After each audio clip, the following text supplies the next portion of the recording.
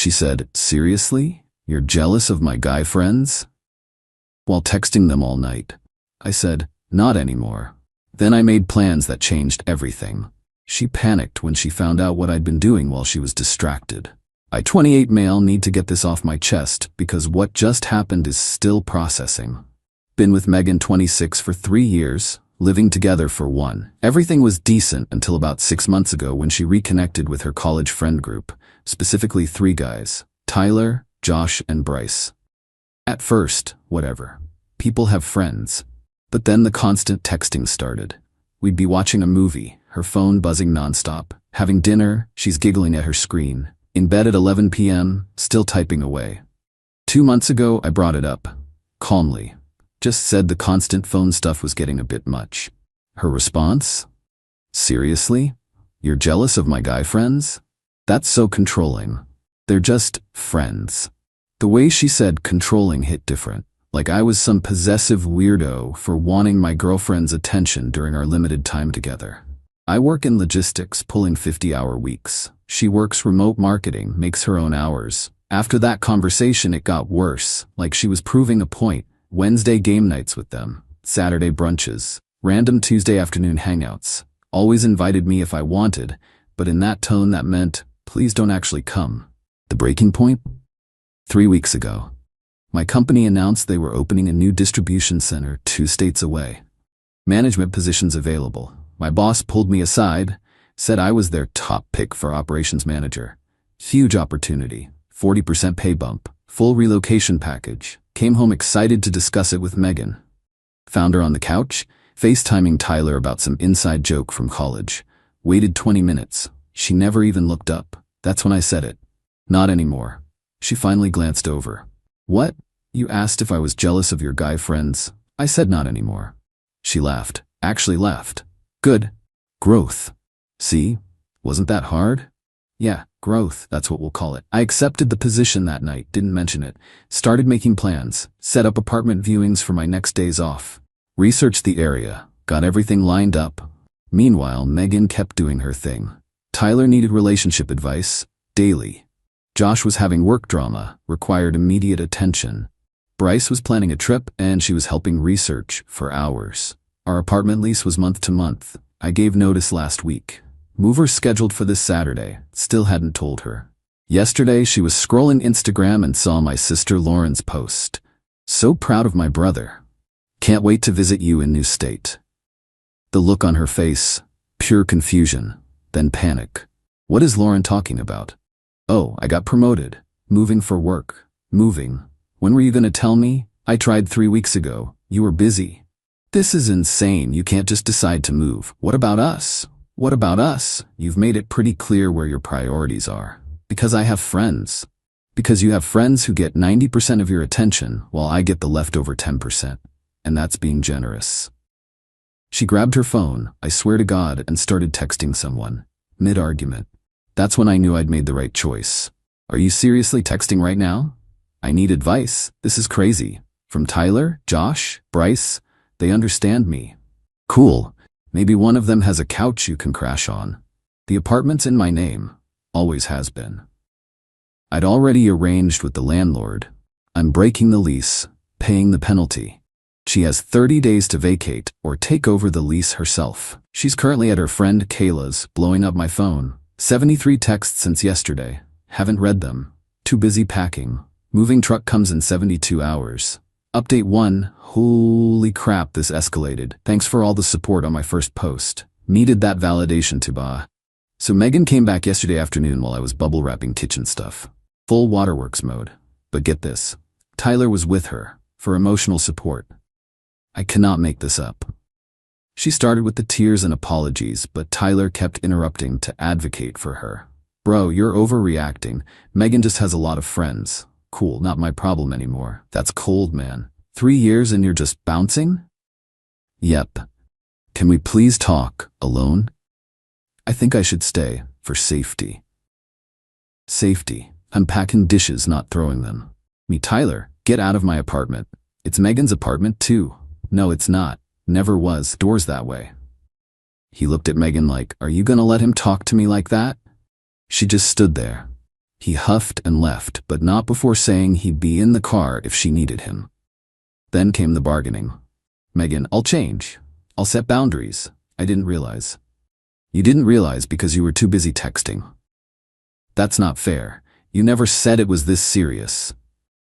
I literally tried to talk to you about the job 3 weeks ago. How was I supposed to know that was important? Me because I'm your boyfriend trying to have a conversation? We can do long distance. I'll visit. When, between your Wednesday game nights and Saturday brunches, she switched tactics, anger mode activated. You know what? You're right. I do prioritize my friends because they're not insecure and controlling. Okay. That's it? Okay. Yeah. Okay. Good luck with the apartment hunt. The best part? While she was yelling, her phone went off. She instinctively looked at it. Mid-rant about how I'm the problem, she checked her phone. I just pointed at it and raised my eyebrows. She stormed out. Tyler was apparently live tweeting the whole thing from the car because mutual friends started hitting me up. Whatever. I blocked numbers and kept packing. Oh, and this morning, Josh showed up. Not to help Megan with apartment stuff. To ask if I was getting rid of my gaming console since I was moving. These are her supportive friends, y'all. Movers come tomorrow. Cannot wait. Update 2. Currently typing this for my new apartment. Moved in 3 days ago. But first, let me tell you about moving day drama. Saturday morning, 7 a.m. Movers show up. I'm directing them when Megan arrives with her whole crew. Tyler, Josh, Bryce, and Kayla. She's got a U-Haul. Apparently, the plan was to move her stuff out at the same time, which would be fine except she didn't pack anything. Megan, some of this furniture is mine. What furniture?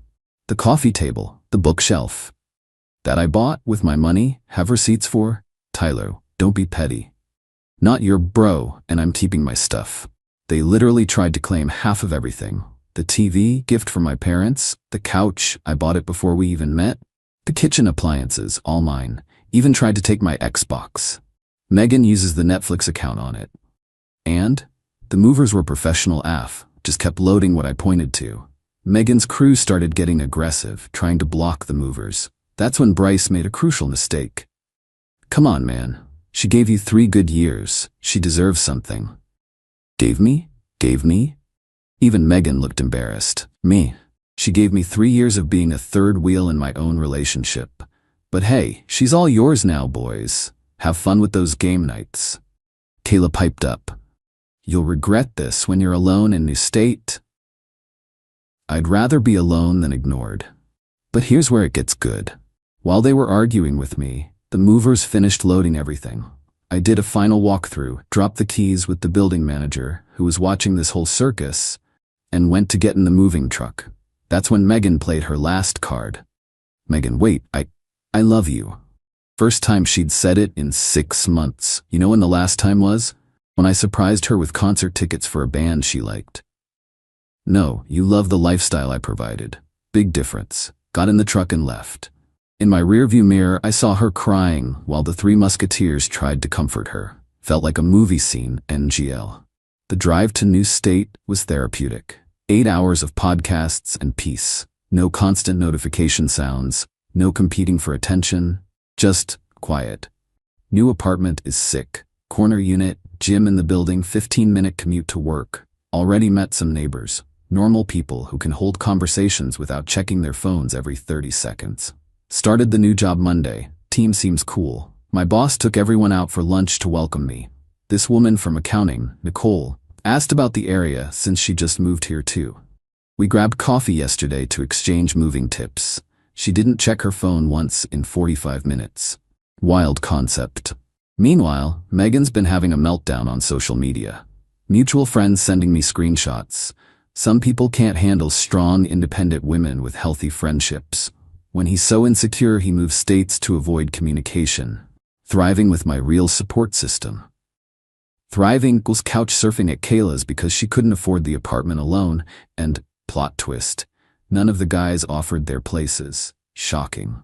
Tyler commented, "You deserve better, queen." But not a spare bedroom, apparently. The group chat messages I got before blocking everyone were hilarious. Can you at least help with her deposit? She's struggling, have a heart. You destroyed her confidence? destroyed her confidence? She had enough confidence to text through our entire relationship. She'll be fine. My sister Lauren called last night. Apparently, Megan reached out to her trying to get my new address. Lauren told her to kick rocks, in politer terms. Love, my sister. Oh, and the best part? Yesterday I got a LinkedIn notification. Megan viewed my profile, then viewed it again an hour later. Then Tyler viewed it. Then Josh. They're stalking my professional profile too. What? See where I work? Good luck with that info, I guess. Life update. I'm good. Actually good. Not pretending everything's fine while my girlfriend texts other dudes. Good. But genuinely, honestly good. New job is challenging but rewarding. Apartment is coming together. Nicole and I are grabbing drinks with some other new transplants this weekend. Funny how when you stop begging for someone's attention, you realize how much energy you were wasting. Final update. Wasn't planning to update again, but something happened that deserves sharing.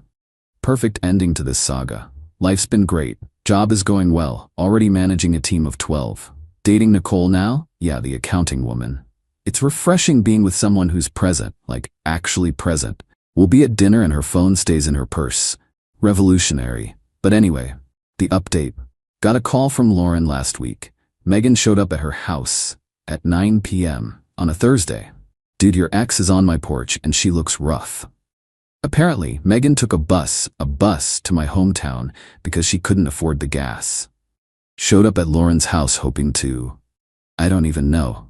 Lauren's husband Keith answered the door. According to Lauren, the conversation went, Megan, I need to talk to Lauren about my name. It's 9 p.m. It's important, I made a mistake. Cool, still 9 p.m. Lauren came to the door, told Megan I was happy and to move on. But here's what Megan said that made Lauren call me. He's with someone new already? How? We were together 3 years. Yeah, and you spent 2 of those years treating him like furniture. I had friends. That's normal. Having friends is normal. Ignoring your partner for them isn't. Then came the breakdown. Full sob fest on Lauren's porch about how she can't afford an apartment alone. Kayla kicked her out after a month. Tyler started dating someone and doesn't have time for game nights. Josh and Bryce only hit her up when they need something. Her job cut her hours because she kept missing meetings to help friends with emergencies. The lack of self-awareness is stunning. Lauren, shut it down. You made choices. These are consequences. Please leave before I call the cops. Megan left, but not before asking if Lauren could just give her my number to apologize properly. Lauren, girl, no. Bye. But that's not the wildest part. Yesterday I got an email. To my work email. How did she even get it? The subject line, please read important information. I almost deleted it, but curiosity won. It was a 5-page essay about how she's been in therapy for 2 weeks, how she realizes she has attention distribution issues, how her friends were taking advantage of her giving nature, how I was the only one who truly cared, how she's ready to move to new state and start fresh. The audacity. She really thought she could email me at work talking about moving here? The last paragraph. I know I hurt you, but we had something special. Tyler, Josh, and Bryce were just distractions from my fear of intimacy. I see that now. I'm ready to be the girlfriend you deserved. Please don't throw away 3 years because of my mistakes. I forwarded it to Nicole. We laughed about it over wine, and then sent a 2-line reply. Please don't contact me again. I wish you the best. Then I had IT block her email domain. She tried one more time through LinkedIn with a connection request. The message, I see you're doing well. I'm proud of you. Maybe we could grab coffee and catch up? Catch up? Ma'am, this isn't a high school reunion. You chose texting over talking for 2 years. We're caught up enough, blocked, and reported. The funniest part? One of my old coworkers still follows her on Instagram. Sent me her latest post. Learning to love myself and not rely on others for happiness. Growth isn't easy, but it's necessary. With a selfie at what looks like Kayla's apartment again. So much for that independence. Tyler commented, so proud of your journey. But still no spare bedroom offered, LMAO. Look, I'm not celebrating her struggling, but I'm also not responsible for someone who couldn't look up from her phone long enough to notice her partner was drowning. She wanted to be left alone with her friends. I obliged, permanently. Nicole met my parents last weekend. My mom said, "It's nice to see you with someone who looks at you when you're talking." Even my mom noticed. Life lesson. When someone shows you their priorities, believe them. And when they panic because you're no longer an option, that's not love. That's convenience, looking for a parking spot. I'm done updating about this. Megan's in my past where she wanted to be when she was too busy texting to notice the present. To everyone in similar situations, you deserve someone who chooses you, not as a backup plan, not as a stability provider, but as their actual priority. Now, if you'll excuse me, Nicole and I have dinner reservations and neither of us will be checking our phones.